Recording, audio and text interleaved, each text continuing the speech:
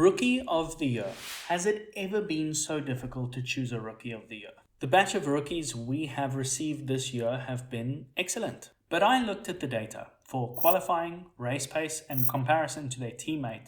And of course a question about who their teammate is, because being Isack Hadjar and beating your teammate Liam Lawson is a very different story than being Kimi Antonelli and beating your teammate George Russell. Now if you look at this data, the average median lap for every driver over the course of the year, it paints a pretty clear picture. Kimi Antonelli was the fastest, so he's the best rookie of the year, right? I think that's pretty obvious. We can all go home. Thank you so much for watching.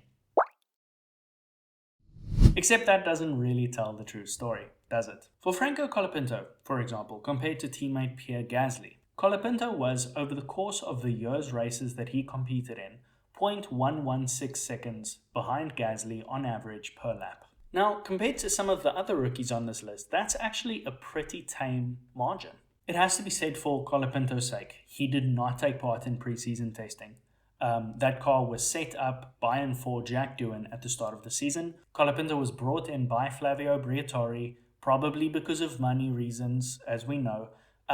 Not that Colapinto is not a solid driver. We all saw what he could do last year. And now this year, I think that he has held his own. If you look at the qualifying statistics, Colapinto won just 5 sessions compared to Gasly's 17. But I don't think that it's entirely fair to look at this year and say that it's necessarily a failure for Colapinto. The preseason testing is important. Having a car set up for a specific driver is important. And the fact that Colapinto essentially inherited Doohan's car, I think should earn him a little bit of flack. For me, he's not really in the discussion for Rookie of the Year necessarily, but certainly not a bad showing. Definitely not. I think he deserves his seat for next year, and I'm pretty excited to see what follows in his career in Formula One. Next up is Gabriel Bortoleto. Now, Bortoleto, I was actually relatively impressed with this year.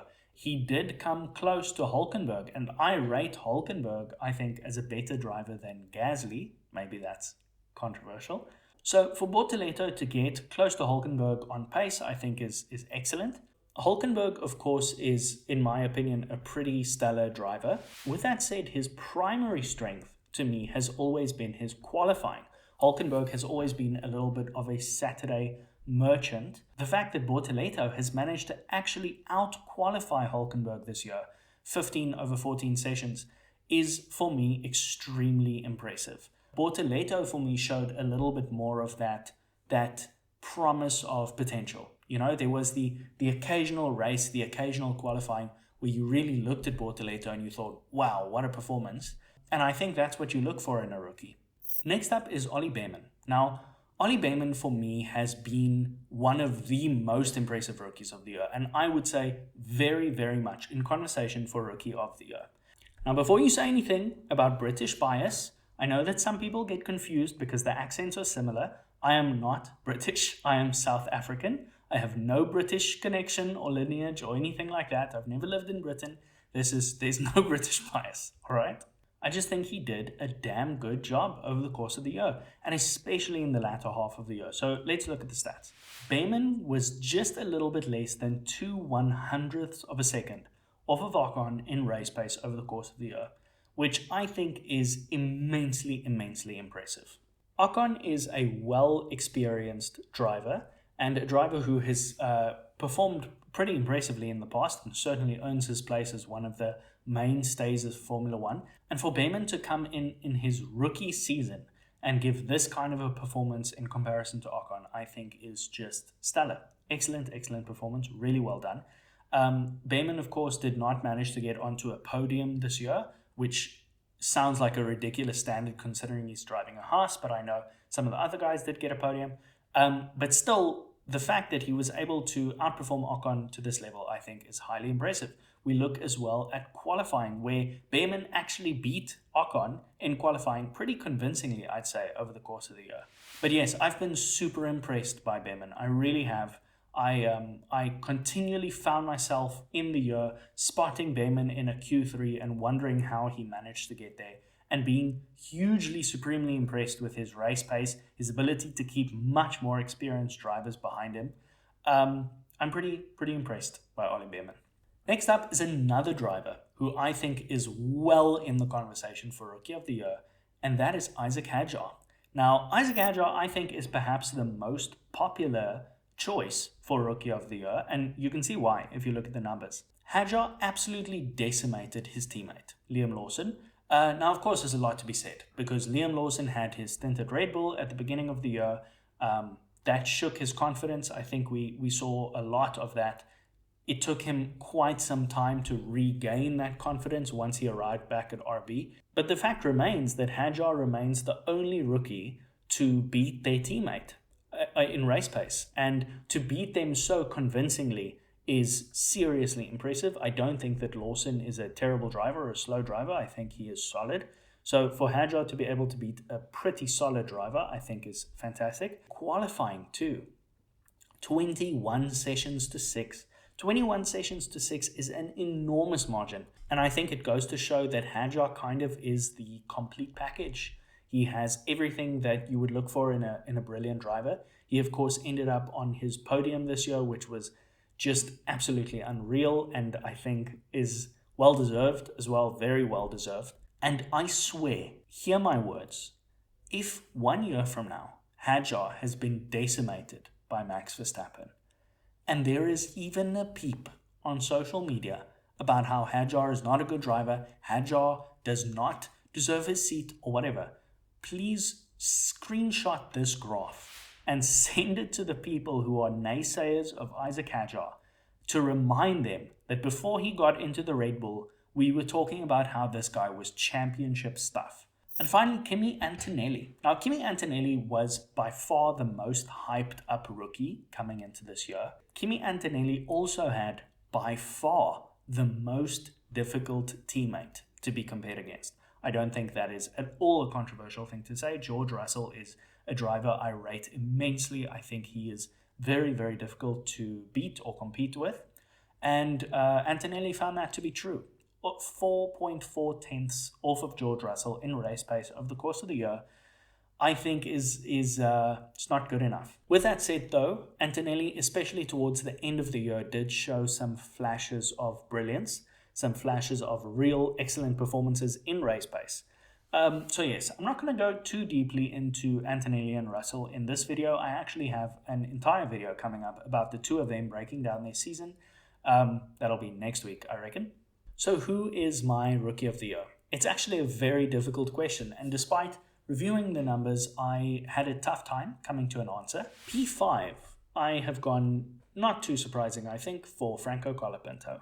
Now, again, as I said before, I don't think Franco Colapinto had a bad year by any stretch of the imagination. I don't think it was a subpar or a terrible rookie performance. I don't think that. He did get very close to Gasly, and it's difficult to judge in a car that is that terrible. The Alpine was by far the worst car across the entire year.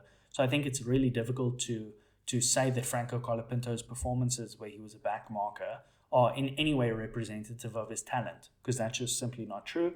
I would love for the Alpine to be a little bit more competitive next year and to see what he can do in that car. But yes, for me, for 25, P5.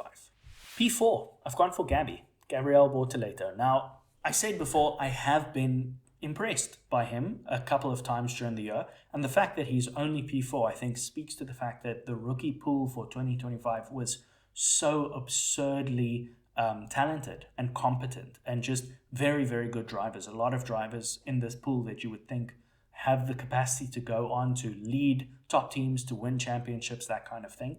But, you know, Gabriel Bortoleto is no exception. I really have seen a couple of sparks from him. I think his qualifying especially is incredible against a competitor like Nico Hülkenberg.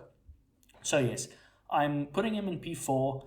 He hasn't had the most impressive rookie year out of the lot, but definitely enough for me to think that he has some talent, and I think he will have an excellent career in Formula One. I'm excited to see what he can do next year.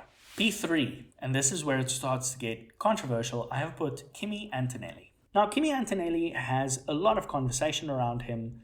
He is, as I said before, the most hyped rookie, I think, coming into the year. He certainly has shown us flashes. I think that is the most important part. Kimi Antonelli has shown us flashes of performance that make sure makes your eyes grow wide. You think, how can a guy who is that young, a guy who is a real true rookie, how can he perform at the level he's performing?